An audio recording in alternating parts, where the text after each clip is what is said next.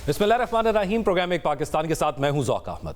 नाज़रीन, ईरान में एहतजाज की शिद्दत बढ़ती जा रही है। जहां रोटी, तेल, बिजली और अद्वियात की कीमतों ने आवाम के सब्र का पैमाना लबरेज कर दिया है, ईरान में महंगाई के खिलाफ एहतजाज 12वें रोज में दाखिल हो चुका है। और अब यह एहतजाज सिर्फ नारों और मुजाहिरों तक महदूद नहीं रहा, ये आग बन चुका है जो शहर शहर फैल रही है।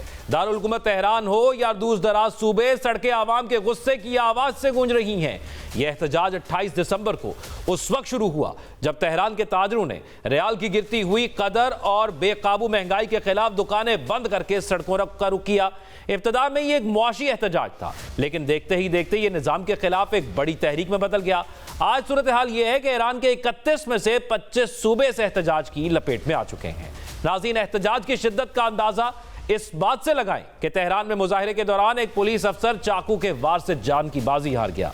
सुबह चहार महल और बख्तियारी में फायरिंग के वाकयात में 2 सिक्योरिटी एहलकार जाँ बहक हुए, जबकि कम से कम 30 एहलकार जख्मी हैं। सरकारी इमारतें, गवर्नर ऑफिस और मुतादिद हुकूमती दफातर मुजाहिरीन के गुस्से की नजर हो चुके हैं। अब तक 45 से जायद हलाकतें रिपोर्ट हो चुकी हैं और 2000 से जायद अफराद गिरफ्तार किए जा चुके हैं। ये सिर्फ गिरफ्तारियों, हलाकतों और नुकसानात के आदादोशुमार नहीं, ये एक रियासत के अंदर बढ़ते हुए अदम इस्तेहकाम की निशानियां हैं। ईरानी मीडिया खुद तस्लीम कर रहा है कि एहतजाज 2022 और 2023 की मुल्कगीर तहरीक के बाद सबसे बड़ा बहरान है। वही तहरीक जो महसा अमीनी की हिरासत में मौत के बाद उठी थी और जिसने पूरी दुनिया को चौंका दिया था। उस वक्त भी बहुत सी हलाकतें हुई थी, मगर ईरान इस मुश्किल से निकल गया था। मगर इस मसला अब महंगाई का है जो आम आदमी का मसला है, इसलिए एहतजाज की शिद्दत भी ज्यादा है।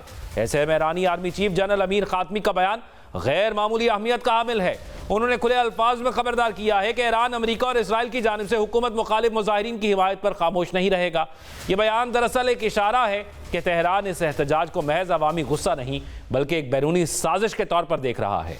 और यह बात है हकीकत, क्योंकि इसी साजिशी थ्योरी को हवा साबिक अमरीकी वजीर खारजा और CIA के साबिक डायरेक्टर माइक पोम्पियो के बयानात ने दी।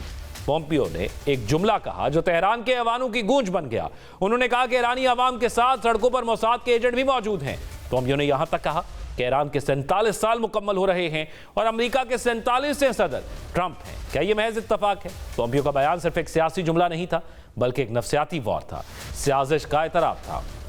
इसी दौरान इसराइली खुफिया एजेंसी मोसाद ने भी इंटरनेट पर ईरानी मुजाहिरीन से यकजहती का इजहार किया, जिसने ईरानी रियासती बयानिए को मजीद तकवीत दी कि सड़कों पर होने वाला यह एहतजाज अंदरूनी कम और बैरूनी ज्यादा है। सोने पे सुहागा ये कि अमेरिकी सदर डोनाल्ड ट्रंप की धमकी ने जलती पर तेल का काम किया। ट्रंप ने वाज़ेह अल्फाज में कहा कि अगर ईरानी मुजाहिरीन को कत्ल किया गया तो अमेरिका इस पर सख्त जवाब देगा। यह वही जबान है जो माजी में रजीम चेंज ऑपरेशन से पहले सुनी जाती रही है। दूसरी तरफ सुप्रीम लीडर आयतुल्लाह खामनाई का भी दूसरा सख्त रद्द सामने आया। उन्होंने कहा कि एहतजाज के दौरान इमलाक को नुकसान पहुंचाया गया तो इस सब कार्रवाई का मकसद अमेरिकी सदर ट्रंप को खुश करना है। खामनाई का कहना था कि एहतजाज जायज हो सकता है, लेकिन एहतजाज और फसाद में फर्क है। यह बयान इस बात की अलामत है कि ईरानी क़यादत दबाव में है मगर अब भी कंट्रोल का दावा कर रही है, क्योंकि प्रोपेगेंडे की जंग हर महाज पर लड़ी जा रही है। इसमें सनसनी उस वक्त भी पैदा हुई जब बरतानवी अखबार द टाइम्स ने इंटेलिजेंस हवाले से रिपोर्ट किया कि अगर ईरान में एहतजाज इस हद तक बढ़ गया कि सिक्योरिटी फोर्सेज अहकामात मानने से इनकार कर दें तो सुप्रीम लीडर ईरान छोड़ने के लिए बिल्कुल तैयार हैं। रिपोर्ट में दावा किया गया है कि आयतुल्लाह खामनाई अपने करीबी हल्के, अहले खाना और मुमकिना तौर पर अपने बेटे मुश्तबा खामनाई के साथ रूस मुंतकिल होने का मंसूबा बना रहे हैं। एहतजाज पर सवाल उठ रहे हैं कि क्या ईरान में रजीम चेंज होने जा रही है। इस्तांबुल और दुबई से तेहरान जाने वाली मुतादिद परवाजों की मनसूखी ने शकूक व शुबात को मजीद बढ़ा दिया है। तुर्की और मुत्तहिदा अरब अमारात के हवाई अड्डों से तेहरान के लिए कई परवाजें अचानक मनसूख कर दी गई। सवाल यह है कि क्या ये महज सिक्योरिटी खदशात हैं या किसी बड़े तूफान से पहले की खामोशी। कहानी यही खत्म नहीं होती। इसराइली अखबार यरूशलेम पोस्ट की रिपोर्ट के मुताबिक इसराइल में ईरान में मुमकिना रिजीम चेंज के लिए इक़दामात पर गौर किया जा रहा है। रिपोर्ट में कहा गया कि बराह रास्त मुदाखलत या महदूद टारगेट्स के खिलाफ कार्रवाई के ऑपरेशंस ज़ेरे गौर हैं, यानी वही पुराना नुस्खा, महदूद हमले, मखसूस अहदाफ और अंदरूनी बगावत को हवा देना। अब सवाल ये नहीं कि ईरान में एहतजाज क्यों हो रहा है, सवाल यह है कि क्या यह एहतजाज सिर्फ महंगाई के खिलाफ है या किसी बड़े खेल का आगाज। क्या सड़कों पर निकलने वाला गुस्सा खुद या किसी मुनज़्ज़म मंसूबे का हिस्सा है। और सबसे बड़ा सवाल, क्या ईरान एक रजीम चेंज के दहाने पर खड़ा है। इन्हीं तमाम सवालों के जवाब जाने हमारे साथ ईरानी जर्नलिस्ट जॉन हुसैन मौजूद हैं, जबकि former ambassador to Iran Shamshad Ahmad साहब भी मौजूद हैं। दोनों का बहुत शुक्रिया। जॉन हुसैन साहब, आपसे आगाज़ करूंगा कि फरमाइएगा इस वक्त सिचुएशन है क्या ईरान के अंदर, क्योंकि हमने ये देखा कि ईरान के अंदर जो एहतजाज हो रहा था, पहले उस पर बहुत से तज्जिया कार कर रहे थे कि ये शायद आगे नहीं बढ़ सकेगा, लेकिन अब हम देख रहे हैं कि यह एहतजाज 12 दिन के बाद भी जारी है और फिर इसमें हलाकतें भी हुई हैं। तो मौजूदा सूरत हाल है क्या वहाँ पर?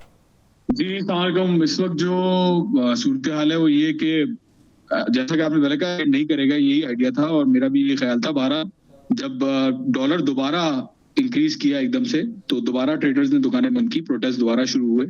और इस वक्त दो तरह के प्रोटेस्ट आपको नजर आ रहे हैं। एक प्रोटेस्ट वो हैं जो भले गवर्नमेंट के खिलाफ है, लेकिन जो रेवोल्यूशनरी गार्ड है और जो इनका इस्लामिक सिस्टम है उसके सपोर्ट में है। दूसरे प्रोटेस्ट आपको वो नजर आ रहे हैं जो यू कैन से कि गवर्नमेंट के भी खिलाफ भी है और बहरहाल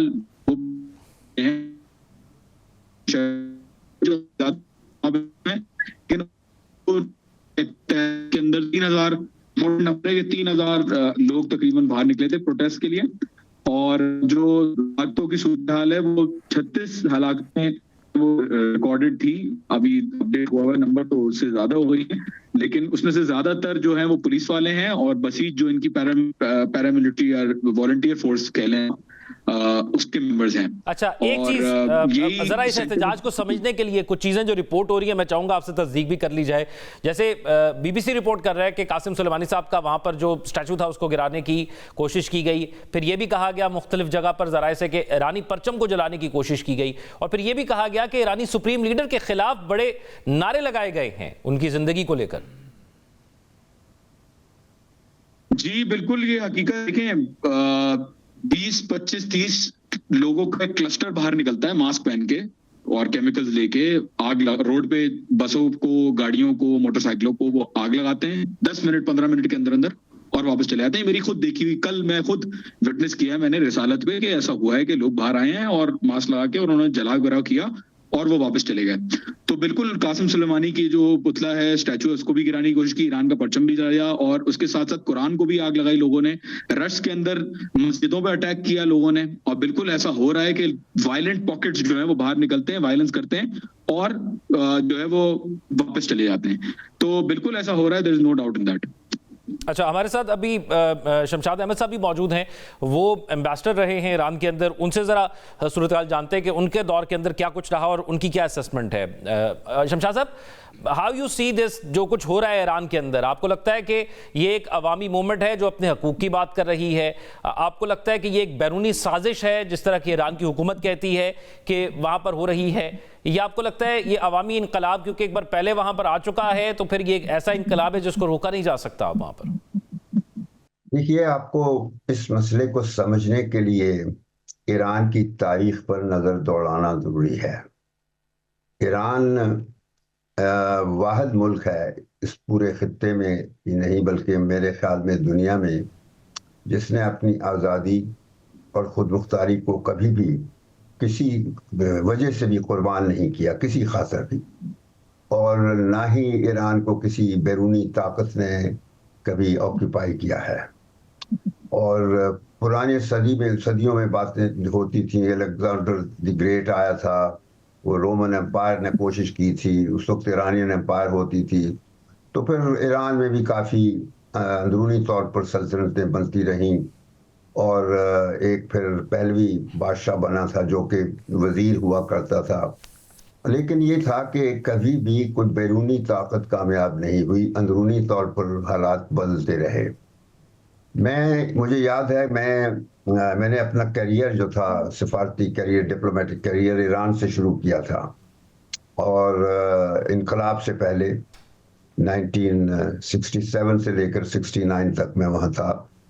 उसके बाद फिर मैं later on after the revolution also I served as Pakistan ambassador, और वहाँ फिर पाकिस्तान के एम्बेसडर के बाद फिर मैंने एक और असाइनमेंट की थी कि 60s में अयूब खान ने और ईरान के शाह ने और तुर्की के प्रेसिडेंट ने एक इकोनॉमिक कोऑपरेशन ऑर्गेनाइजेशन के नाम से बनाई थी।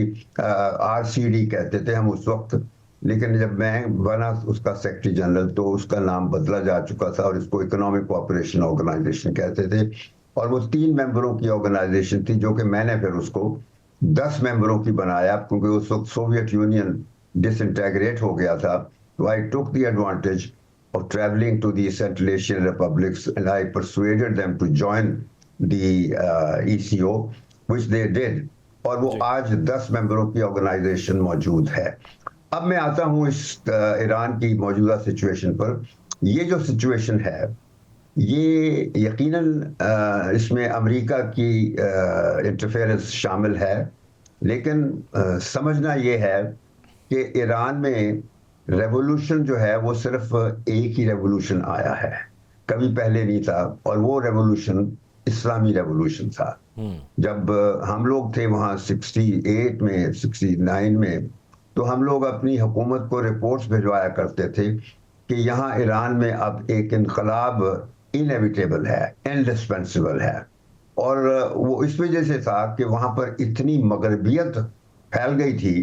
ये वो मगरबियत थी जो शाह ऑफ ईरान का जो बाप था, पहलवी जो पहला बाप था मोहम्मद शाह, तो उसने मगरबियत ले आया था, और वो अतातुर्क से भी बहुत मुतासर था। और ये बिल्कुल ईरान और अफगानिस्तान एक मुश्त ही अपने हालात नए सांचे में डाल रहे थे। मगरबियत आ रही थी, अफगानिस्तान में भी मगरबियत आ चुकी थी, यहाँ भी वो बादशाह थी और मगरबियत थी वहाँ पे। सो ईरान में तो इतनी मगरबियत थी कि मैंने मगरब में इतनी मगरबियत नहीं देखी थी। तो वहाँ ये हमें साफ नजर आ रहा था कि यहाँ जरूर इनकलाब आएगा, और वो फिर 79 में आया जी। और ऐसा इनकलाब आया कि अमेरिका ने अपने पूरी जोर लगा के भी कोशिश की, बिल्कुल, लेकिन वो उस वक्त का दौर जो था और अब के दौर के अंदर उस सारे इनकलाब ने दिया क्या, ये बहुत बड़ा सवाल अब लोग पूछना शुरू हो गए या मुख्तलिफ जगह डिस्कस होना शुरू हो गए। John Hussain, this was a sudden कि एक दिन लोग उठे और उन्होंने जाकर 10 दिन पहले सड़कों पर आना शुरू हो गए, या ये कुछ सालों का तसलसल है? हमने देखा 2022-23 में भी एक एहतजाज हुआ था, जब वो एक खातून नकाब वाला जो मामला हुआ था उस पर भी, और मुख्तलिफ मौक़ों पर होते रहे। तो आप वहाँ पर रहते हुए जब लोगों से बात करते हैं, वो लोग जो इस एहतजाज के अंदर शरीक हैं, वो क्या कहते हैं? देखिए, पहले तो आपकी इस बात का जवाब दूं कि इनकलाब ने दिया क्या और लोगों का तासुर क्या है। मैं अपने ओपिनियन से नहीं, मैं जनरली बता रहा हूँ, ये फैक्ट चेक कर सकते हैं आप। इनकलाब से पहले एजुकेशन लिटरेसी 34%, इनकलाब के बाद अभी अगर आप स्टेटिस्टिक्स चेक करें, it is more than 90%। Iran number 1 सारी कंट्रीज में है जिसमें female to male ratio universities में जो है वो सबसे ज्यादा है। मतलब खवातीन यहाँ पे ज्यादा है यूनिवर्सिटीज में बनस्बत। ईरान सैटेलाइट टेक्नोलॉजी में, नैनो टेक्नोलॉजी में, बायोटेक्नोलॉजी में इस वक्त टॉप 10 कंटेंडर्स में, और साइंटिफिक पब्लिकेशंस में टॉप 5 में आता है। तो यहाँ पे लोगों का जो परसेप्शन है कि ईरान ने हमको दिया क्या, यहाँ पे महंगाई के हवाले से चीजें अगर देखें, बिल्कुल महंगाई है सैंक्शंस की वजह से, लेकिन कॉस्ट ऑफ लिविंग काफी बनस्बत दूसरे मुल्कों। पेट्रोल 3 रुपए लीटर है, बिजली के बिल जो है वो 1000 रुपए 1500 रुपए आते हैं लोगों के। तो इनकलाब के बाद की पोजीशन और इनकलाब के पहले की पोजीशन बिल्कुल भी कंपेरेबल नहीं है। और शमशाद साहब ने बड़ा ब्यूटीफुली जो बड़ा इसको एनालाइज किया, बहुत अच्छी तरीके से किया है कि ऑर्गेनिक रेवोल्यूशन जो आई है इस वक्त एक ही आई है ईरान में, और यहाँ पे जो रेवोल्यूशन के सपोर्ट में लोग हैं वो इस वक्त साइलेंट हैं, वो इस वक्त खामोश हैं, वो बाहर नहीं आए हैं, वो निकले नहीं है बाहर। और ये ऑर्गेनिकली जो मूवमेंट चल रही है बिल्कुल सही चल रही है, लेकिन कहीं ना कहीं फॉरेन इंटरफेरेंस की है, और लोग रिकॉग्नाइज करते हैं ईरान के। और ट्रंप साहब ने जब बयान दिया और मोसाद का जब ट्वीट आया, बाजारियों ने फौरन अपने आप को किनारा कशी कर ली, और प्रोटेस्ट उन्होंने बाजारें बिल्कुल बंद रखी, लेकिन प्रोटेस्ट बिल्कुल खत्म कर दिए। जो ऑफिशियल प्रोटेस्ट थे उनको बिल्कुल खत्म कर दिया आफ्टर फॉरेन प्ले हो रहा था उसके अंदर, उसको देखते हुए। तो ईरानी अवाम जो है, क्योंकि हिस्टोरिकली बहुत ज्यादा यूनाइटेड रहे हैं, बहुत ज्यादा मजबूत रहे, और ईरान इराक की जंग के दौरान भी यूनाइट हो गए थे ये अगेंस्ट ऑल ऑड्स। और पुराने प्रोटेस्ट भी हुए ईरान के अंदर, ऐसी बात नहीं है। आज अभी जो प्रोटेस्ट हो रहे हैं, इस वक्त जो प्रोटेस्ट हो रहे हैं, ये प्रोटेस्ट बिल्कुल भी कंपेरेबल नहीं है उन प्रोटेस्ट से। और लोगों का sentiment Aahista Aahista I would say जो है वो इस तरफ जा रहा है कि किस तरीके से ईरान की सॉवरेंटी को, भले प्रोटेस्ट करें यहाँ पे, राइट टू प्रोटेस्ट यहाँ पे एक्सरसाइज करें लोग, लेकिन लोग यहाँ पे बिल्कुल अवॉइड कर रहे हैं इस चीज से कि वो किसी भी तरीके से मैसेज देने की कोशिश करें कि शायद यहाँ का तो ये जो जॉन हुसैन साहब रिपोर्ट हो रहा है कि 45 लोग अब तक जान से गए हैं इस एहतजाज के दौरान, फिर ये भी रिपोर्ट हो रहा है कि सिक्योरिटी ऑफिशियल्स भी जख्मी हुए हैं, हुकूमत फिर कैसे सोच रही है कि इसको कैसे डील करना है? मैं क्लैरिफाई कर दूं, ज्यादातर जो तादाद है हलाकतों की वो पुलिस वालों की और बसीजियों की ज्यादा है। इलाम में और कुर्दिश रीजन के अंदर बिल्कुल लोग जब शॉटगन लेके AK-47 ग्रेनेड्स लेके रोडों पे आएंगे तो जाहिर सी बात है जब उनके साथ तसादुम होगा हुकूमत का तो उसमें कोई डाउट नहीं है कि वहां पे भी लोग मरेंगे। जो नॉर्मल प्रोटेस्टर्स हैं उनको ईरान की सिक्योरिटी फोर्सेस सरप्राइजिंगली, शायद आपको सरप्राइजिंग लगे, लेकिन एंगेज नहीं कर रही। क्लैम्प डाउन जनरल प्रोटेस्टर्स के ऊपर नहीं हो रहा। जो क्लैम्प डाउन हो रहा है वो टारगेटेड हो रहा है। राइटर्स के ऊपर, जो राइट करने वाले लोग हैं उनके ऊपर रिस्ट्रिक्टेड है। तो एक फिजा बनाई हुई है मीडिया के अंदर। तो फिर जो ये स्पॉटलाइट दी है ईरान को, इंटरनेट क्यों बंद कर दिया गया वहां पर? अगर ये इतना ही मामूली है, हुकूमत इसको अपने लिए चैलेंज भी नहीं समझती, तो फिर क्यों लोगों को एक दूसरे से राब्ता करने से भी रोक दिया गया? मामूली नहीं है। फर्स्ट ऑफ ऑल मैं कहूँगा मामूली नहीं है बिल्कुल भी, और बिल्कुल सीरियस है। क्योंकि देखें, अब कम्युनिकेशन इंटरनेट की जहां तक बात आती है, जो लोग ऑर्गेनाइज कर रहे हैं राइट्स, जो लोग ऑर्गेनाइज कर रहे हैं, जो यहाँ पे इंतशार फैलाने की कोशिश कर रहे हैं, उनकी टेस्टिमोनीज हैं, कन्फेशंस हैं कि उनको बाहर से इंस्ट्रक्शंस मिल रही हैं। यूनाइटेड स्टेट्स में बैठे हुए लोग, जर्मनी में बैठे हुए लोग, इजराइल में बैठे हुए लोग उनको इंस्ट्रक्शंस दे रहे हैं कि कहाँ जाना है, किधर अटैक करना है, कैसे अटैक करना है और कैसे एस्केप करना है। तो इंटरनेट ब्लॉक करना बिल्कुल यहाँ पे I would say it is a reasonable. सारी दुनिया में जहां पे भी फॉरेन इंटरफेरेंस का जहां पे नजर आता है कि कोई एलिमेंट है, वहां पे जरूरी होता है कंटेल करना कम्युनिकेशंस को। कोई भी स्टेट इजाजत नहीं दे सकता कि वो ओपन कम्युनिकेशन अलाउ करे लोगों की, के ताकि जो बैठे हुए लोग उनके साथ वो कोऑर्डिनेट करके कोई चीज करें। तो रियलिटीज आपके सामने है। ट्रम्प साहब का भी बयान आपके सामने है कि जब उनसे मैं जरा आता हूं, उस पर भी जरा तफसीलन बात करते हैं कि रोल डोनाल्ड ट्रम्प का या इसराइल का क्या है, क्योंकि वहां से मुखातिब होकर जो है वो रीजनल लैंग्वेज में कहा जा रहा है एहतजाज के हवाले से, पहले भी हुआ। लेकिन शमशाद साहब, अब आपने क्योंकि दोनों अदवार देख लिए, पहले वाला दौर भी देखा, रेवोल्यूशन से बाद वाला दौर भी देखा, तो यही सवाल कि इनकलाब ने वहाँ पर दिया क्या लोगों को? आप अपनी राय में या तज्जिए में क्या देखते हैं कि क्योंकि वहाँ पर जो एहतजाज लोग कर रहे हैं उसमें से जो रिपोर्ट हो रहा है वो यही है, वहाँ पर महंगाई है, नौजवानों को नौकरियाँ नहीं हैं, ताजिर खुद निकले हैं एहतजाज करने के लिए। तो इस सारे स्पैम के अंदर आप क्या देखते हैं कि वहाँ पर क्या हुआ और क्या नहीं हुआ जो होना चाहिए था? देखिए, इनकलाब ऐसा ही होता है हमेशा कि इनकलाब जल्दी ही डिवाइड हो जाता है। ईरान में भी हुआ था, और इसी तरह ये है कि ईरान में मगरबियत का इन्फ्लुएंस इतना था। जब मैं इनकलाबी ईरान में सर्व कर रहा था तो उस वक्त लोग घरों के अंदर जो थे वो मगरबियत को फॉलो करते थे। ख़वातीन जो हैं, सारा उनका रहन सहन वो काफ़ी इन्फ्लुएंस है मगरबियत से। अब देखना यही है कि ये दो पिलर्स हैं, जो एक क्लर्जी वाला है और दूसरा ये मगरब ज़दा जो लोग हैं ईरान के, और उसमें सिर्फ ये है कि एक बहुत बड़ी पॉपुलेशन है जो मगरब में रहती है, यूरोप और अमेरिका में, ईरानी ओरिजिन के, तो वो उनका काफ़ी इन्फ्लुएंस है। तो इनकलाब जो होता है वो सदा नहीं रहता, हमेशा नहीं रहता, क्योंकि इनकलाब से तंग आ जाते हैं लोग। तो अब देखना यही है कि जो इस वक्त कोशिश हो रही है इसमें अवामी इन्वॉल्वमेंट कितनी है।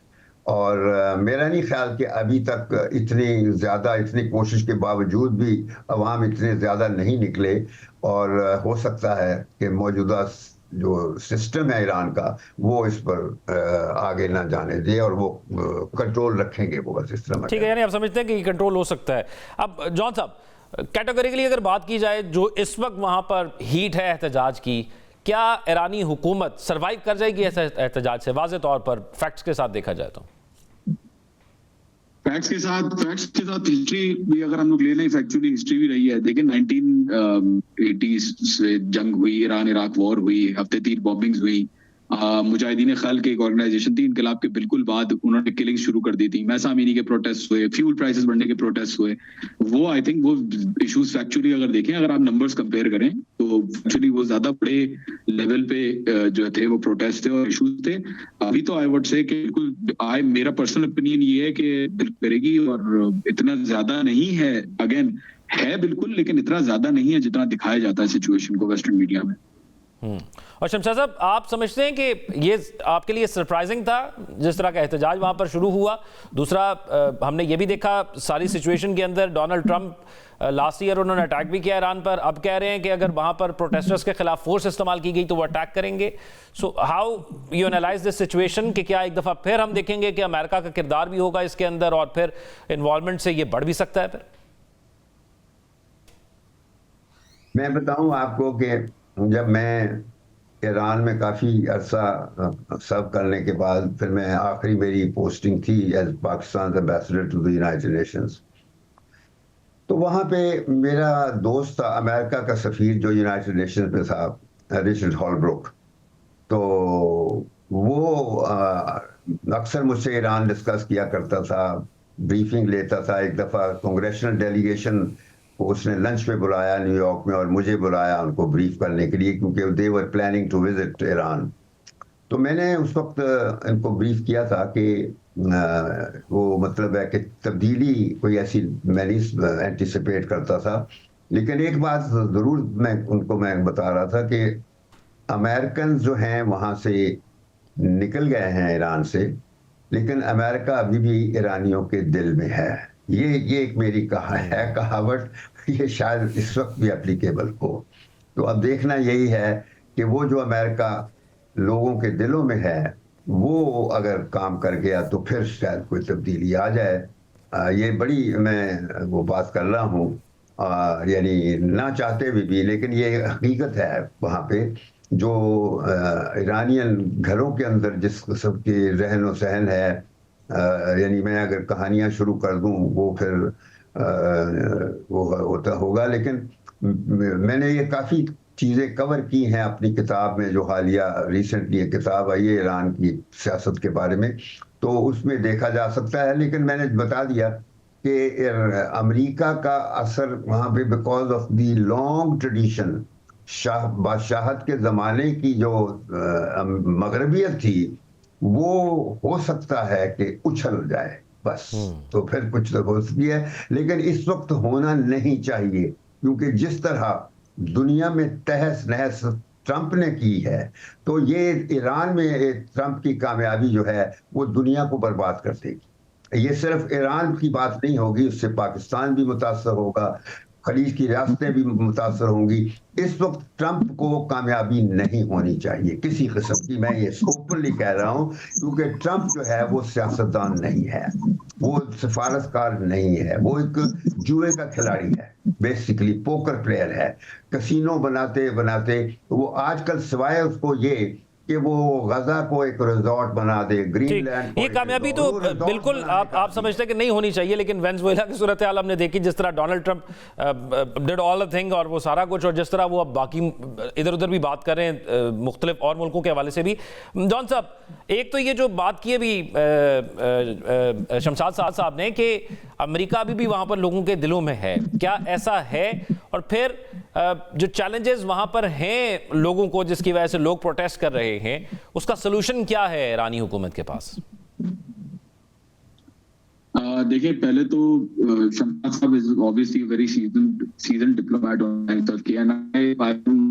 मैं डिसएग्री नहीं करना चाहूंगा उनके साथ, अपना ओपिनियन होगा based on the things that he seen. But मैंने जो मेरे पास जो सवाल आता है दिमाग में वो ये आता है, और मैं अभी भी सोचता चीज के बारे में, वाकई अमेरिका का इतना सपोर्ट होता तो डिस्पाइट ऑल ऑड्स अभी तक कैसे इनकी रेवोल्यूशन सर्वाइव कर रही है। एंड शाह अगर इतना पसंद था लोगों को तो रेवोल्यूशन आई किस तरीके से इन द फर्स्ट प्लेस? ये कोई ढकी छुपी बात तो नहीं है कि कितने करोड़ों के मजमे में लोग बाहर निकले, जो आयतुल्लाह खुमैनी इनके जो लीडर ऑफ द रेवोल्यूशन कहते हैं, उनके सपोर्ट में कितने करोड़ों में लोग निकले। तो मेरा ओपिनियन इस पे डिफर करता है कि मैं समझता हूँ कि यहाँ पे पॉपुलर सेंटिमेंट अमेरिका के खिलाफ है और अमेरिकन पॉलिसीज के खिलाफ है और इंटरवेंशन के खिलाफ है। मुसद्दिक को भी इन्होंने हटाया था, अमेरिका ने जो रिजीम चेंज प्रोजेक्ट है वो रेवोल्यूशन से पहले से चल रहा था। And I don't think popular भोजन के अंदर बिल्कुल शुमारी इलाके जो है, यानी आप समझते हैं कि ये जो बात है कि अमेरिका इज नॉट पॉपुलर, लेकिन फिर वही बात जो ईरानी हुकूमत कहती है कि साजिश वहां पर हो रही है और फिर उसी साजिश में ईरान की आवाम को भी जो है कुछ तक इस्तेमाल किया जा रहा है। बहुत शुक्रिया। ईरानी जर्नलिस्ट जॉन हुसैन साहब हमारे साथ मौजूद थे, शमशाद अहमद साहब हमारे साथ मौजूद थे, फॉर्मर एम्बेसडर टू ईरान। दोनों अपनी अपनी राय से आगाह करते हैं। नाज़रीन, प्रोग्राम में शामिल करेंगे एक break, stay with us. Break के बाद खुशामदीद नाज़रीन। मुल्क में सियासी इस्तेहकाम की बात हो रही है, मुज़ाकरात के दरवाजे खोलने के दावे किए जा रहे हैं, मगर दूसरी तरफ इल्जामात की बौछार भी जारी है। इसलिए पाकिस्तान की सियासत एक बार फिर उसी मोड़ पर खड़ी है जहां एक तरफ मुफाहमत की बात है और दूसरी तरफ इल्जामात हैं। उनके जो साथी हैं जो बात कर रहे हैं, उन्होंने, मैंने आज अखबार में पढ़ा है डायलॉग की, मैंने तो असम्बली में डायलॉग की उनको दावत दी, उससे पहले भी दावत दी, उसके बाद भी दावत दी। अगर वो उसके ऊपर तैयार है तो गवर्नमेंट ऑफ पाकिस्तान बिल्कुल तैयार है। इन्होंने एग्जामिशन ली हुई है टीटीपी से। ये दहशतगर्दों से कॉन्फिडेंस बिल्डिंग मेजर्स करते हैं, ये उनकी सहूलत कारी करते हैं, ये उनको पनाहगाहें देते हैं, ये उनको वापस लेकर आते हैं और बसाते हैं। आज जो कौम खमियाजा भुगत रही दहशतगर्दी का, उसके पीछे कौन है? उसके पीछे ये तरीके इंतशार है जो टीटीपी का सियासी विंग है। वज़ीर आज़म शहबाज शरीफ ने 2 हफ्ते पहले ही सियासी इस्तेहकाम को मुल्क की तरक्की से जोड़ते हुए तमाम सियासी जमातों खासतौर पर पीटीआई से मुज़ाकरात की पेशकश दोहराई।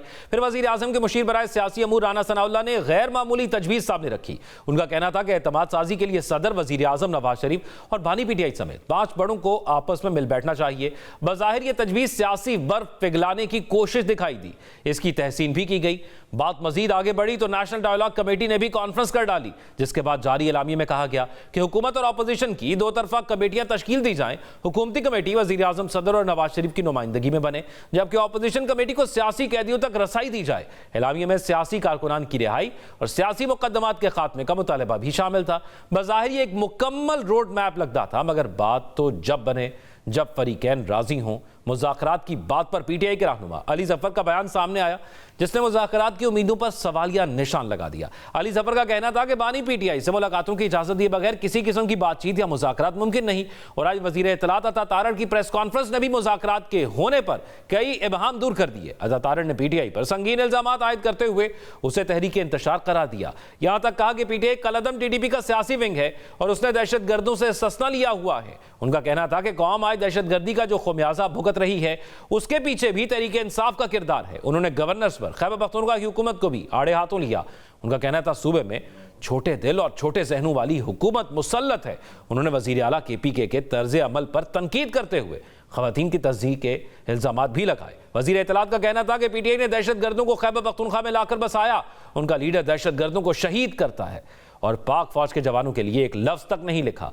ऐसे में सवाल यह पैदा होता है कि जब एक तरफ मुज़ाकरात की दावत दी जा रही हो और दूसरी तरफ ऐसे संगीन इल्जामात हों, तो एतमाद की फ़ज़ा कैसे बनेगी। वज़ीर आला खैबर पख्तूनख्वा सुहेल अफरीदी कराची के दौरे पर हैं, जहां वो स्ट्रीट मूवमेंट का माहौल बनाने पहुंचे हैं। एक तरफ सड़कों की सियासत, दूसरी तरफ मुज़ाकरात की दावत, यानी अपोजिशन और हुकूमत दोनों तरफ एक ही माहौल चल रहा है। ऐसे में सियासी इस्तेहकाम का ख्वाब हकीकत कैसे बनेगा, इसी पर बात करेंगे। हमारे साथ कोऑर्डिनेटर वज़ीर आज़म के इख्तियार वली खान साहब ने हमें ज्वाइन किया है, उसके साथ साथ पाकिस्तान तहरीक इंसाफ के सेनेटर हुमायूं मोहम्मद साहब भी हमारे साथ मौजूद हैं। दोनों मेहमानों का बहुत बहुत शुक्रिया। इख्तियार वली खान साहब, एक तरफ वज़ीर आज़म साहब दावत दे रहे हैं, मुज़ाकरात की कह रहे हैं, आए मिलकर बात करते हैं, बैठते हैं। दूसरी तरफ जो है वो हुकूमत के वज़रा जो है वो पाकिस्तान तहरीक इंसाफ को दहशतगर्द का सहूलतकार कह रहे हैं। दहशतगर्दों का आज अता तारड़ साहब ने एक प्रेस कॉन्फ्रेंस की, संगीन इल्ज़ामात लगाए। कन्फ्यूज़ है खुद हुकूमत के मुज़ाकरात करने हैं या दहशतगर्दी का लेबल लगाना है, किसी और तरह डील करना है? बिस्मिल्लाहिर्रहमानिर्रहीम। बहुत शुक्रिया ज़ौक। इनफैक्ट पॉलिटिकल पार्टीज के साथ डीलिंग करना आसान होती है। हम कोई भी पॉलिटिकल पार्टी बता दे, हम उनके साथ बात भी कर सकते हैं, मुज़ाकरात भी कर सकते हैं, डायलॉग भी कर सकते हैं, उनकी बात सुन भी सकते हैं, अपनी बात सुना भी सकते हैं और दोनों की बातें मनवा भी सकते हैं। बट लेकिन when it comes to PTI thing, तो that is not a political party. In fact this is what I have said yesterday. मैंने कल भी एक वीलॉग में ये बात की थी, वो पख्तून डिजिटल वालों का था। मैंने उसमें कहा था कि ये जो पाकिस्तान तहरीक इंसाफ है, ये टेररिस्ट तंजीमों की वो पॉलिटिकल विंग है, ये उनका एक पॉलिटिकल फेस है। ये चीजें साबित हो चुकी है, प्रूवन है। आप जाफर एक्सप्रेस का वाकया उठा लें, आप 9 मई का वाकया उठा लें, आप टेररिज्म की बात उठा लें, आप 26 नवंबर का वाकया निकाल लें, आपको इन सारे वाकयात में ये मेरी बातों की दलील मिलेगी। यहाँ पर खैबर पख्तूनख्वा के जो इंफॉर्मेशन मिनिस्टर हैं, उनको ये बात करते हुए उनकी जबान लड़खड़ा जाती है कि वो टेररिस्ट को टेररिस्ट कहे, उनकी तंजीम को उसकी मजम्मत करे। They can't do this because they are the soft or political face of terrorist activists and their organizations. That is clear. इसमें मुझे कोई इबाम नहीं है। I was the one जिसने ये बात सबसे पहले की थी और मुझ पे लोगों ने वो हैरान भी हुए थे। इवन मैंने तो इतना तक कह दिया था कि जब इमरान खान साहब ने अपने दौर में 40-45 हजार लोगों को अफगानिस्तान से वापस लाया और टेररिस्ट लोग थे वो, तो उन लोगों को इन्होंने अपना, इनका प्लान ये था कि उसको अपना अस्करी विंग बना लें। ये उस वक्त से ये चीजें जो है तो बड़ी लाउड एंड। अच्छा सेनेटर हुमायूं मोहम्मद साहब, अब एक बार बार इस वक्त की जो मौजूदा हुकूमत है वो आपको सहूलतकार कहती है, दहशतगर्दों का। आज तारड़ साहब ने प्रेस कॉन्फ्रेंस करते हुए कहा कि आप सहूलतकारी कर रहे हैं, फिर ये भी इल्जाम आता है कि आप वाज़ेह तौर पर टीटीपी के खिलाफ कोई बयान नहीं देते। तो है क्या मौक़िफ़ दहशतगर्द तंजीमों के हवाले से, या वो तंजीमें जो पाकिस्तान को नुकसान पहुंचा रही हैं उस पर पाकिस्तान तहरीक इंसाफ का? बिस्मिल्लाहिर्रहमानिर्रहीम, यका नअबुदु व यका नस्तईन। हमारे ख्याल में कल प्रेस कॉन्फ्रेंस हुई थी या आज शायद प्रेस कॉन्फ्रेंस हुई थी, उसमें बाकायदा तौर पे दो चीजें कही हैं। जो दहशतगर्द है वो दहशतगर्द है। दहशतगर्दी की एक डेफिनेशन है, उस डेफिनेशन के लिहाज से जो शख्स भी वो काम करता है वो दहशतगर्दी है। उसके अलावा अगर किसी और को दहशतगर्द आप कहना चाहते हो वो दहशतगर्द नहीं होगा। रही बात तहरीक तालिबान पाकिस्तान, यस वो दहशतगर्द है, इसके बारे में पीटीआई बहुत हुआ है, लेकिन पीटीआई ये कहना चाहती है कि आप दहशतगर्दी की को पॉलिटिसाइज ना करें। आप ये ना कहें कि पाकिस्तान तहरीक इंसाफ जो है ना वो उसको पॉलिटिकल वो दे रही है, कोई ऐसी बात नहीं है। हम लोगों का देखिए, मैं आपको एक बात बता देता हूँ। अभी कल या एक दो दिन में मेरे ख्याल में हामिद मीर का प्रोग्राम था या किसमें था, उसमें अपने वो मुशाहिद साहब हैं, सेनेटर साहब हैं, वो मुशाहिद हुसैन, वो ये कह रहे थे कि ब्रीफिंग जुलाई 2022 में जनरल फैज और जनरल बाजवा साहब ने ब्रीफिंग दी थी पार्लियामेंट्री लोगों को, जिसमें वो बैठे हुए थे। उन्होंने उस ब्रीफिंग में, अब ये टेलीविजन पे प्रोग्राम चल रहा है, उसमें उन्होंने कहा है कि उस ब्रीफिंग में हमें ये बताया गया था कि हम लोग तहरीक तालिबान पाकिस्तान के साथ नेगोशिएट कर रहे हैं। सवाल ये पूछा गया था कि भाई इसकी गारंटर कौन है। जवाब ये आया था कि अफगान तालिबान की जो हुकूमत है वो इसकी गारंटर है। अब ये मैं नहीं कह रहा हूँ, और मैं चूंकि हम लोग तो मीटिंग में थे ही नहीं, लेकिन जो मीटिंग में था वो शख्स बता रहा है कि मैं उधर था और ये सारी चीजें थी।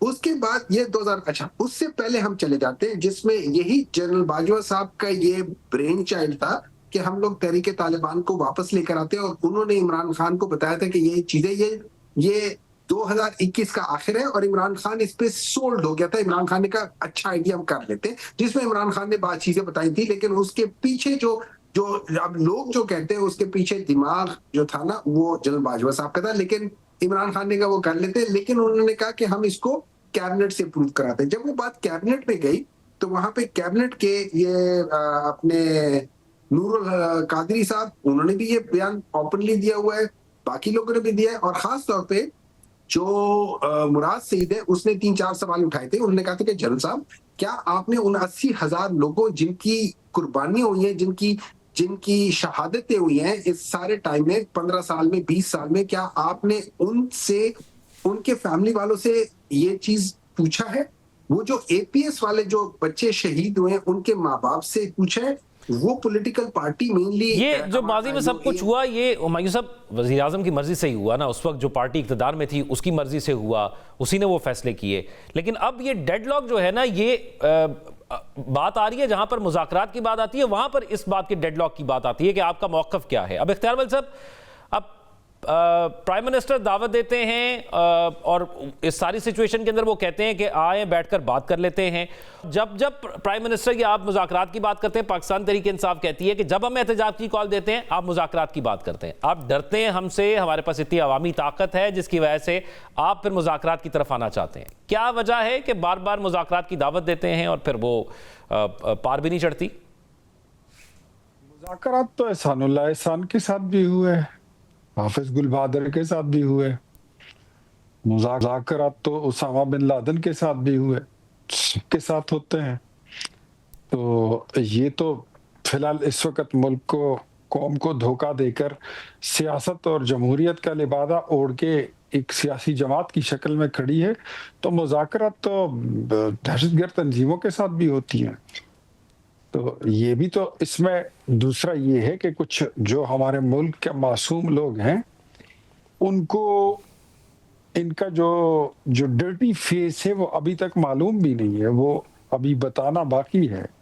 और वो अभी बताएंगे नहीं, इंशाअल्लाह। अभी मजीद यानी आप समझते हैं कि हुकूमत ये समझती है कि सख्तियाँ आएंगी।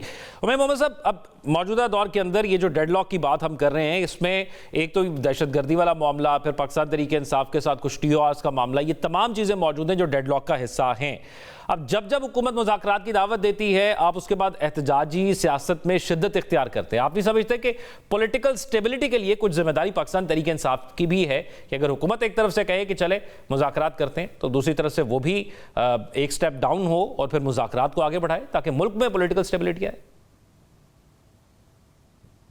मैं आपको एक बात बताता हूँ, आप और मैंने आपको एक कमरे में बंद किया हुआ है, फिर मैं आपको कहता हूँ कि भाईजान आप मेरे साथ बातचीत के लिए थोड़ा सा और पीछे हटो। भाई पीछे आपने मुझे बंद कर दिया कमरे में, मैं क्या पीछे हटूंगा? उसूल नहीं होना चाहिए। अच्छा, अब प्राइम मिनिस्टर साहब ने पहले कहा था, ठीक है प्राइम मिनिस्टर है, कहा गया खुद मुख्तार प्राइम मिनिस्टर है, तो प्राइम मिनिस्टर ने एक कैबिनेट में उसमें मीटिंग में कहा कि जी इनको इनके साथ बातचीत करो।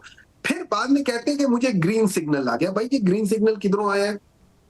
जब आप इस किस्म की बात करते हैं तो मेरे जैसा बंदा ये सोचने पे मजबूर हो जाता है, यार इस बंदे के पास कुछ है भी कि नहीं है। अगर इसके पास कुछ डिसीजन पावर नहीं है तो मैं क्यों ना उन लोगों से बात करूं जिनके पास डिसीजन पावर है। नंबर 2, आप मुझे कहते हो कि कुछ पीछे हटो। एक्चुअली अगर मैं वाकई प्राइम मिनिस्टर हूं और मैं चाहता हूं कि यहाँ पे इस डेडलॉक को खत्म किया जाए, और डेडलॉक क्या है? डेडलॉक ये है कि पॉलिटिकल इंस्टेबिलिटी की वजह जो है ना, वो जो उसके अंदर एक मेजर चेंजेस आए हैं। अभी आप रिसेंटली भी जो अभी मियां नवाज शरीफ साहब के जो अभी डिक्लेयर किया है कि जी वो लाहौर वाला वो जीत गए हैं, फलाना है, वो सब कुछ ठीक ठाक है, उसमें मेरे ख्याल में मंसूर अली खान ने अपने प्रोग्राम में दोबारा बताया कि किस तरीके से हर एक के आगे 1 लगा के उसको 226 को 1226 किया है। उन्होंने पूरा वो प्रोग्राम किया और उसमें पता नहीं कितने जो पोलिंग स्टेशन से उनके अंदर ये चीजें। अब अगर इस किस्म की चीजें होती हैं तो फिर हम लोग कहते हैं कि यार इसको एड्रेस करना चाहिए, ठीक है। अब यहाँ पे मेरा ये ख्याल है कि सबसे पहले प्राइम मिनिस्टर को ये चाहिए कि वो कॉन्फिडेंस बिल्डिंग मेजर के लिए जो पॉलिटिकली, आप ये समझ लें, देखिए एक मैं हूँ, हो सकता है मैं PTI का वो हॉक लीडर हूँ जो कहता है कि नहीं हमने झगड़ा करना है, हमने ये करना है, जैसे आप लोग हम पे इल्जाम लगाते हैं, मैं आप समझे मैं हूँ। लेकिन वहां पे बहुत सारे ऐसे हैं जो कहते हैं कि यार बातचीत होनी चाहिए। वहां पे बहुत सारे, मैं आपको नाम बता देता हूँ, जिनमें से 2 को तो एम्पावर किया हुआ है इमरान खान ने। एक अचकजई साहब है, वो नेशनल असेंबली में ऑपोजिशन लीडर है। दूसरे अलामा साहब हैं जिनको नासिराबाद, जिनको अगेन एम्पावर किया हुआ है। असद कैसर साहब है, रऊफ हसन साहब है। उसके अलावा आप बेशक उनको ये मुर्तजा खोकर साहब को, मुस्तफा खोकर, उनको बीच में डाल दें। इस किस्म के 6-7 बंदों को दे, उनको कहें जाए इमरान खान से मिले। जब ये पॉलिटिकल लोग जाके मिलेंगे इमरान खान से, उससे बातचीत करेंगे, तो वो शायद जो उसके दिमाग में जो चीजें आई हुई है, जिस तरीके से आई है, उसको कहीं सॉफ्टनेस हो जाए। आप मुझे किसी से मिलने नहीं दोगे, आप मेरे साथ जो मेरा हक है मुझे नहीं दोगे, तो मैं एक बात बताएं, मैं आपके साथ बातचीत करने को तैयार हूंगा या नहीं? मैं नहीं हूंगा आपके साथ तैयार। तो इस वजह से सबसे पहले आप ये काम करें कि इन लोगों को जाके करें। अब मैं साल देखता हूं, जब वो नारा आया था मुझे क्यों निकाला, उसके बाद से वो सारे गए और तो रास्ते में हर जगह पे रुकते गए और तकरीरें करते गए। कल अचकजई साहब गए थे, हर जिस शहर से गुजरते थे वहां पे सारी पुलिस खड़ी होती लाइनों पे। क्यों पुलिस खड़ी होती थी? इनके प्रोटेक्शन के लिए नहीं थी, वो वहां पे लोगों को जमा होने नहीं देती थी कि इनका इस्तेकबाल करें। जब ये चीजें नॉन पॉलिटिकल चीजें आनी शुरू हो जाती है, मुझे एक बात बताएं, मेरे दिल में क्या एज ए पॉलिटिकल लीडर आपके दिल में बातचीत का ख्याल आएगा? नहीं आएगा सर। अगर कोई कहता है आएगा, वो झूठ बोलता है। मैं आपको सच बताता हूं, नहीं आएगा। तो सबसे पहले ये अपनी बातें ठीक करें, अपने उस लिहाज से करें। प्लस चूंकि मेरा और इनके दरमियान में ट्रस्ट डेफिसिट है। तीसरा, मैं ये समझता हूं कि अगर ये बातचीत ठीक हो जाती है, कामयाब हो जाती है, तो क्या होगा? उसका मोस्ट प्रोबेबल सिनारियो क्या है? नंबर 1, इमरान खान मतलब जेल से बाहर आ जाएगा, या फिर उसके ऊपर केसेस खत्म हो जाएंगे, और या फिर कोई और चीज हो जाएगी। मैं एक सिनेरियो कर हुमायूं मोहम्मद साहब, ये जो सिनेरियो, हुमायूं मोहम्मद साहब आपसे ही जानना चाहता हूं मैं ये सब, कि ये जो सिनेरियो आप बता रहे, ये टीओआर का डिफरेंस है, और हुकूमत तो नहीं चाहेगी ना कि उसकी कुर्सी चली जाए और आप आ जाएं, तो फिर कुछ ना कुछ तो कहीं ना कहीं एडजस्टमेंट करनी ही होगी, अगर सब ये चाहते हैं कि पॉलिटिकल स्टेबिलिटी हो जाए मुल्क के अंदर। एग्जैक्टली तो इसका मतलब यह है कि वहां कॉन्फ्लिक्ट ऑफ इंटरेस्ट है, वो ये कभी बात कामयाब होने नहीं देंगे, वो कहेंगे जरूर लेकिन कामयाब होने नहीं देंगे। यही वो बात थी जो पहली मीटिंग हुई थी, उसमें जो कामयाबी हुई थी वो इसी वजह से हुई थी। मैं अंदर जाता हूं, आप आके सीट पर बैठ जाओगे, मैं बाहर आता हूं, आप सीट से निकल जाओगे, आप मुझे बाहर निकलने दोगे? आप मुझे वैसे ही बता दो सर, इसी को कॉन्फ्लिक्ट ऑफ इंटरेस्ट कहते हैं बिजनेस प्रोमेट। आप ठीक है, यानी ये एक ऐसा कॉन्फ्लिक्ट है, इसके बगैर तो फिर बात आगे नहीं चलेगी। बहुत शुक्रिया। सेनेटर हुमायूं मोहम्मद साहब हमारे साथ मौजूद थे, और इख्तियार वली खान साहब कोऑर्डिनेटर टू वज़ीर आज़म, वो हमारे साथ मौजूद थे। दोनों मेहमानों का बहुत शुक्रिया। नाज़रीन, एक ब्रेक शामिल करेंगे, ब्रेक के बाद वापस आएंगे तो एक और अहम मामला है जिस पर बात करेंगे। Stay with us. ब्रेक के बाद खुशामदीद नाज़रीन। जिस मट्टी ने हमें पहचान दी, जहां के तालीमी इदारों ने हमें शऊर बख्शा, आज उसी पाक सरजमीन के खिलाफ अपनों ही को ढाल बनाया जा रहा है। किताबों के सहारे जिन हाथों में कलम होना चाहिए था, वहां बारूद थमाया जा रहा है। यह कहानी है उस धरती के मुस्तकबिल को दीमक की तरह चाटने वाले उस गठजोड़ की, जो तालीम और हकूक के नाम पर मासूम जहनों में नफरत का जहर घोल रहा है। इसका जायजा लेते हैं कि किस तरह तालीमी इदारों के तकद्दुस को पामाल करके हमारी नस्लों को दहशतगर्दी की भट्टी में झोंका जा रहा है। 8 जनवरी 2026 को एडिशनल चीफ सेक्रेटरी होम और डीआईजी सीटीडी कोयटा ने बीएलए और बीएलएफ से मुंसलिक 4 अहम दहशतगर्दों की गिरफ्तारी का ऐलान किया, जिनमें एक साबिक यूनिवर्सिटी के टीचर भी शामिल थे। ये तमाम अनासिर बीवाईसी बलोच यकजहती कमेटी से वाबस्ता थे, इसकी क़यादत से बराह रास्त राब्ते में थे, और नजरियाती ब्रेन वॉशिंग के साथ साथ ऑनलाइन मुतहरिक साजी में सरगर्म किरदार अदा कर रहे थे। सिक्योरिटी फोर्सेस ने साजिद अहमद उर्फ शाहवाज को गिरफ्तार किया, और जो यूनिवर्सिटी ऑफ तुर्बत का साबिक लेक्चरर और एक कालादम दहशतगर्द तंजीम से मुंसलिक था।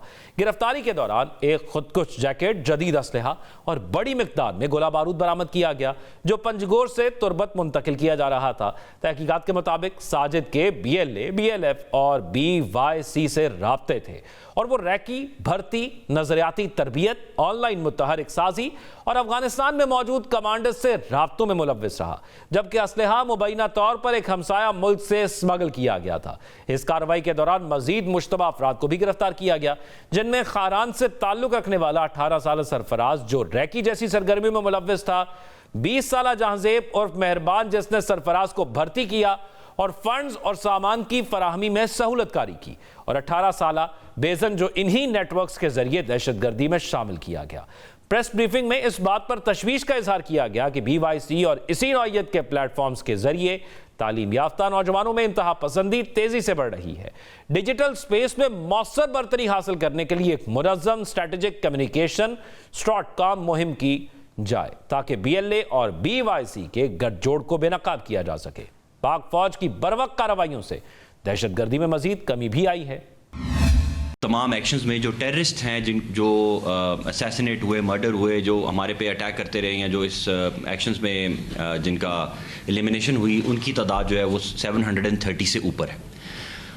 ओवरऑल जो सिविलियन और जो लॉ इन्फोर्समेंट की कैजुअलिटीज़ हुई हैं वो अराउंड 400 है, जिसमें से 200 के करीब जो हैं वो हमारी लॉ इन्फोर्समेंट एजेंसीज के लोग हैं, जो इस स्कमिशेस और वॉर्स में और अटैक्स में जो हैं वो शहीद हुए हैं। इस साल ओवरऑल जो पिछले 3 महीनों में ट्रेंड है कैजुअलिटीज़ का और टेररिस्ट इंसिडेंट्स का, वो नीचे की तरफ जा रहा है। नाज़रीन, बलूचिस्तान में दहशतगर्दी के खिलाफ हालिया ऑपरेशंस ने बीएलए और बीवाईसी के दरमियान गहरी जड़ों वाले रवाबित को बेनकाब कर दिया है, जिससे नौजवानों और तालीम याफ्ता अफराद को भर्ती करने, इंतहा पसंद बनाने और इस्तेमाल करने की एक मुनज़्ज़म और सोची समझी हिकमत अमली का इंकशाफ हुआ है।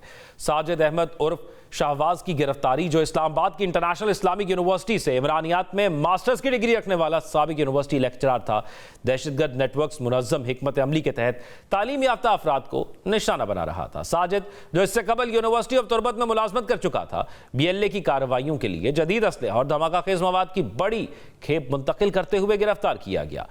तफ्तीश से इंकशाफ हुआ कि वो दहशत गर्दाना लिटरेचर तहरीर करता रहा, ऑनलाइन प्रोपेगेंडा मुनज़्ज़म करता था और बीवाईसी के जरिए नौजवानों की नजरियाती ब्रेन वॉशिंग करके उन्हें मुसल्लह दहशतगर्द ग्रोहों में शामिल करवाता था। यह केस एक तशवीशनाक रुझान को बेनकाब करता है, जहां दहशतगर्द नेटवर्क्स रियासती मुआवनत से हासिल करदा स्कॉलरशिप्स, तालीमी ओहदों और सोशल प्लेटफॉर्म्स को दहशतगर्दी को फरोग देने के लिए इस्तेमाल कर रहे हैं। BYC और इससे मुंसलिक तंजीमें दरअसल इंतहा पसंदी और भर्ती के फ्रंट के तौर पर काम कर रही हैं। जी हां, BYC, BSO, BNM और BSA जैसी दहशतगर्द प्रॉक्सी गिरोह दहशतगर्द नर्सरियों की हैसियत रखते हैं और मर्द और खवातीन तलबा को मुनज़्ज़म तरीके से दहशतगर्द नेटवर्क्स में धकेलते हैं। 18 साल सरफराज और 20 साल जानजेब जैसे कम उम्र नौजवानों को निगरानी, लॉजिस्टिक और स्ट्रीट ऑपरेशंस के लिए भर्ती किया गया था, क्योंकि दहशतगर्द तंजीमें जानबूझ कर नाबालिगों को निशाना बनाती हैं, जिनके जहनों को आसानी से ब्रेन वॉश किया जा सकता है और एक नई दहशतगर्द नस्ल तैयार की जा सकती है। BLA और BYC का गठजोड़ मुनज़्ज़म प्रोपेगेंडे के जरिए अवामी राय को गुमराह करता है। जहां दहशतगर्द सरगर्मियों में शामिल अफराद को BYC प्लेटफॉर्म्स पर लापता जाहिर किया जाता है, जबकि बाद अज़ा BLA उन्हें शहीद या खुदकुश हमलावर बनाकर पेश करती है। इसकी कुछ मिसालें ऐसी हैं जैसे इब्तदा में BYC की गुलजादी ने लापता जाहिर किया, मगर बाद में मच में खुदकुश बमबार के तौर पर पेश किया गया। इसी तरह तैयब बलोच जिसे अगस्त 2024 में बेला हमले के बाद हीरो बनाया गया और सुफियान को जो UMT लाहौर से लापता दिखाया गया, मगर जुलाई 2025 में नोशकई में हलाक होने के बाद BLA ने उसे सरमचार के तौर पर सराहा। ये दानिस्ता गुमराहकुन बयानिया मुतासरीन को खुद प्रोपेगेंडे के औजार में तब्दील कर देता है, जिसके नतीजे में भर्ती के नेटवर्क को तकवीयत मिलती है और दहशतगर्दी को मजीद हवा मिलती है। BYC और इससे मुंसलिक नेटवर्क्स के जरिए भर्ती किए गए अफराद को मुनज़्ज़म अंदाज में BLA की मुसल्लह कार्रवाइयों में शामिल किया जाता है, जबकि जहां तालीम याफ्ता सहूलतकार और कम उम्र ऑपरेटिव अनासर को रैकी नजरियाती तरबियत, फंड्स की तरसील और दहशतगर्द कार्रवाइयों के लिए लॉजिस्टिक्स की जिम्मेदारियां सौंपी जाती हैं। साजिद अहमद समेत BYC से वाबस्ता 3 दीगर अनासर की गिरफ्तारी इस बात का सबूत है कि BYC दर हकीकत BLA का फ्रंट है। ये तमाम तफसीलात वाज़े कर रही हैं कि इंसानी हकूक की आड़ में दहशतगर्दों की तरवीज करने वाले ये भयानक चेहरे पुरान पाकिस्तान और पुरान बलोचिस्तान के नासूर बन चुके हैं। नाज़रीन, प्रोग्राम का वक्त खत्म हुआ। अपना ख्याल रखिएगा। अल्लाह हाफ़िज़।